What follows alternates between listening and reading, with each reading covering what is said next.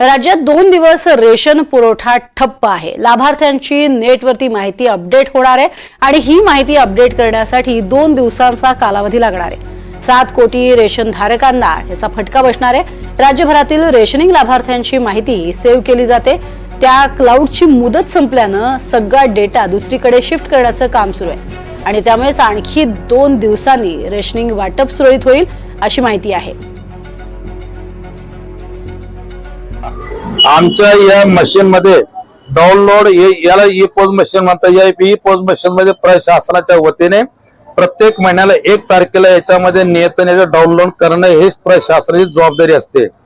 जोपर्यंत E post machine मध्ये अन्नधान्याचं नियतनेचं डाउनलोड होत नाही, याच्यात टाकल्यात जात नाही, तोपर्यंत हे मशीन लाईव्ह होत नाही। हे मशीन लाईव्ह होत नसल्याने आज या महाराष्ट्र राज्यामध्ये मी सध्या छत्रपती संभाजीनगर या शहरातून दुकान नंबर 139 आंबेडकर चौक या ठिकाणी आमची मुलाखत मी तुम्हाला सत्य देतोय। त्याचं कारण असं, ही प्रशासनाची जबाबदारी असताना सुद्धा ही पोस्ट मशीन मध्ये त्यांनी नियतन न टाकल्यामुळे आम्हाला दुकानदारांना या ठिकाणी जनतेला लाभार्थ्यांना कार्डधारकांना माल वाटप करण्याची खूप मोठी अडचण निर्माण झालेली आहे।